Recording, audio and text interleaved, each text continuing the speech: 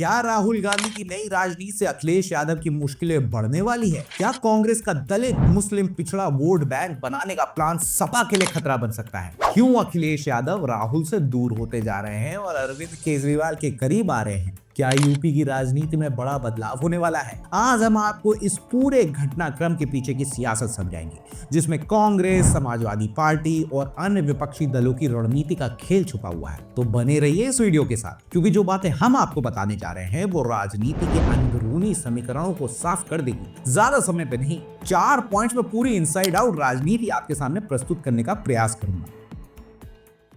पहला पॉइंट, राहुल गांधी ने पिछले कुछ समय से पिछड़े जातियों के मुद्दे को अपने एजेंडा में सबसे ऊपर रखा है। जातीय जनगणना की मांग को लेकर वह हर मंच से आवाज उठा रहे हैं, चाहे फिर वो इंडिया गठबंधन का मंच हो, बिहार हो या फिर दिल्ली विधानसभा चुनाव। दिल्ली में पिछड़ी जातियों का कोई खास प्रभाव नहीं है, फिर भी यहां जातीय जनगणना की बात करके राहुल गांधी ने यह संदेश दिया है कि कांग्रेस अब इस वोट बैंक को अपनी तरफ खींचने में पूरी ताकत झोंक रही है। अखिलेश यादव, जो यूपी में पिछड़े के सबसे बड़े नेता माने जाते हैं, उनके लिए यह संकेत खतरे की घंटी से कम नहीं है। अगर कांग्रेस इस रणनीति में सफल होती है तो सपा का पारंपरिक वोट बैंक खिसक सकता है, और यही वजह है कि अखिलेश अब राहुल से दूरी बना रहे हैं। दूसरा पॉइंट, कांग्रेस हमेशा से दलित और मुस्लिम वोटों पर निर्भर रही है, लेकिन अब राहुल गांधी इसे और मजबूत करने के लिए पिछड़ी जातियों को भी अपने पाले में लाने की कोशिश कर रहे हैं। अखिलेश यादव की पीडीए पॉलिटिक्स भी इसी समीकरण पर टिकी है। अगर कांग्रेस इस समीकरण को सफलतापूर्वक साध लेती है तो फिर अखिलेश यादव का सियासी अस्तित्व खतरे में पड़ सकता है। इसलिए अखिलेश को यह समझ में आ रहा है कि अगर कांग्रेस इस रणनीति में सफल हुई तो यूपी में समाजवादी पार्टी के लिए कोई जगह नहीं बचेगी। शायद यही वजह है कि वह दिल्ली में कांग्रेस को छोड़कर अरविंद केजरीवाल के साथ खड़े नजर आ रहे हैं। तीसरा पॉइंट, राहुल गांधी ने हाल ही में माना कि 1990 के दशक में कांग्रेस पिछड़ों और दलितों के हितों की रक्षा करने में विफल रही थी।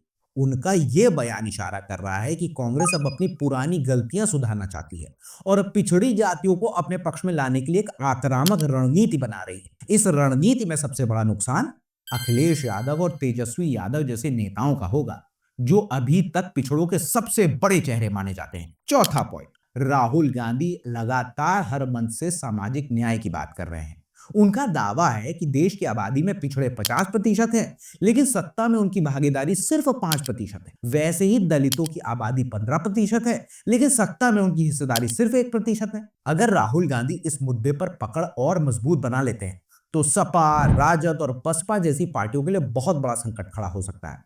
राहुल जिस तरीके से इस मुद्दे को उठा रहे हैं वो अखिलेश यादव के लिए चिंता का विषय जरूर बन रहा होगा। अब इस पे ये बात आती है कि अखिलेश यादव का अगला कदम क्या होना चाहिए। सवाल ये भी है कि अखिलेश यादव इस सियासी चुनौती से कैसे निपटेंगे, क्योंकि अखिलेश यादव को भी तो काउंटर अटैकिंग पंच डिलीवर करना पड़ेगा ना।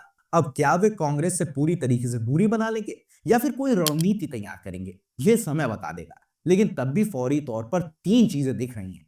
अरविंद केजरीवाल के साथ दिखना हुआ है, तो दिल्ली विधानसभा चुनाव में अखिलेश ने कांग्रेस की बजाय आम आदमी पार्टी के साथ प्रचार किया, जो संकेत ये देता है कि राहुल गांधी के साथ वो दूरियां बना रहे हैं। ऐसा भी हो सकता है कि वो स्वतंत्र सियासी राह अपना रहे हों, क्योंकि अखिलेश अब यूपी में कांग्रेस को ज्यादा स्पेस नहीं देना चाहते।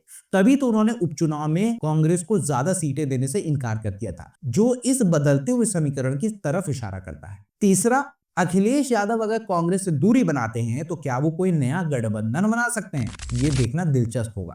क्योंकि देखिए, इंडिया गठबंधन की कोई बहुत बड़ी रेलेवेंस रह नहीं गई। अब कहा यह भी जा सकता है कि इंडिया गठबंधन में भी एक सब ग्रुप है जिसमें अखिलेश यादव का दखल अच्छा खासा है और उनके रिलेशन काफी बेहतर है। तो अब सवाल यह है कि क्या राहुल गांधी और अखिलेश यादव की जोड़ी पूरी तरीके से टूटने वाली है? क्या कांग्रेस की नई रणनीति सपा के लिए खतरा बन सकती है?